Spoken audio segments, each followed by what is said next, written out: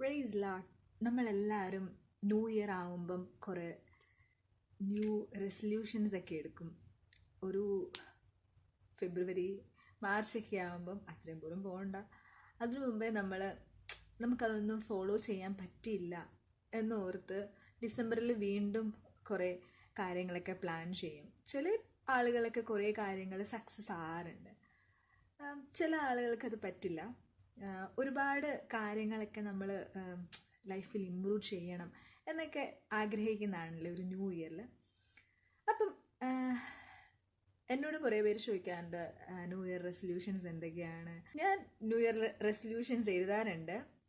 Follow ചെയ്യാറുണ്ടോ എന്ന് ചോദിച്ചു കഴിഞ്ഞാൽ ചിലതൊക്കെ ഫോളോ ചെയ്യാറുണ്ട്, ചിലതൊന്നും ഫോളോ ചെയ്യാൻ പറ്റാറില്ല. അപ്പം എന്നാൽ ന്യൂ ഇയറിന് നമുക്ക് തുടങ്ങാൻ പറ്റിയ വേറൊരു കാര്യമാണ് ബൈബിൾ റീഡിങ് അല്ലേ. ഒരു ഇയർ കൊണ്ട് നമുക്ക് ബൈബിൾ മൊത്തം ഒന്ന് വായിച്ചു തീർത്താലോ. അത് ഭയങ്കര ഒരു ബ്ലെസ്സിങ് ആയിരിക്കും അല്ലേ.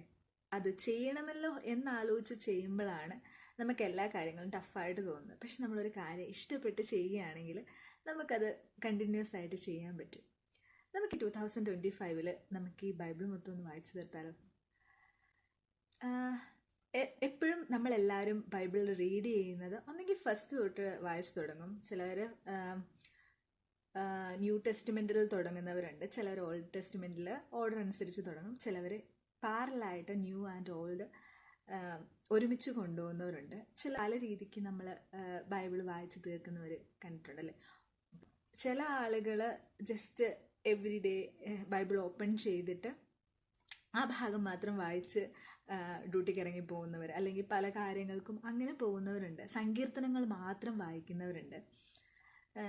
ചിലവർ ബൈബിൾ വായിച്ച് നോട്ട് എഴുതി അല്ലെങ്കിൽ അതിനെക്കുറിച്ച് കൂടുതലായിട്ട് പഠിക്കണം എന്നാഗ്രഹമുള്ള വേറെയും കുറേ ആളുകളുണ്ട്. ഞാൻ കുറേ ബൈബിൾ പ്ലാൻസ് ഒക്കെ ഗൂഗിളിലൊക്കെ സെർച്ച് ചെയ്യും. എല്ലാ പ്രാവശ്യവും ഞാൻ അങ്ങനെ ചെയ്യാറുണ്ട്. അത് വെച്ചിട്ട് ഫോളോ ചെയ്യാമല്ലോ എന്ന് ഓർത്തിട്ട്. നമ്മുടെ ബൈബിൾ എന്ന് പറയുന്നത് 66 പുസ്തകങ്ങളാണ് ആകെയുള്ളത്. അതിൽ 39 പഴയ നിയമവും 27 പുതിയ നിയമവും ഉള്ളത്. ഞാൻ പറയാൻ പോകുന്ന ഈ ബൈബിൾ റീഡിംഗ് പ്ലാനിൽ ബൈബിളിലെ പുസ്തകങ്ങളെ നമുക്ക് 7 ഡിവൈഡ് ചെയ്യാം. ഫസ്റ്റ് വേണമെന്ന് പറഞ്ഞാൽ ഹിസ്റ്ററി, ലോസ്, പിന്നെ prophecies, psalms, poetry, gospel and letters. ഇങ്ങനെ നമ്മൾ ഡിവൈഡ് ചെയ്ത് കഴിഞ്ഞാൽ 52 വീക്സ് ആണല്ലേ. അപ്പം നമുക്ക് 52 വീക്കിൽ നമുക്ക് ഇത്ര അധ്യായങ്ങൾ വായിച്ചു തീർക്കണം. അങ്ങനെയാണ് നമുക്ക് ഗൂഗിളൊക്കെ ചെയ്ത് കഴിഞ്ഞാൽ ഒരുപാട് പ്ലാൻസ് കിട്ടും. അതിലെനിക്ക് ഭയങ്കര ഇൻട്രസ്റ്റഡ് ആയിട്ടും എന്നാൽ നമുക്കത് വായിക്കാൻ പറ്റുന്നതായിട്ടുള്ളൊരു പ്ലാനാണിത്.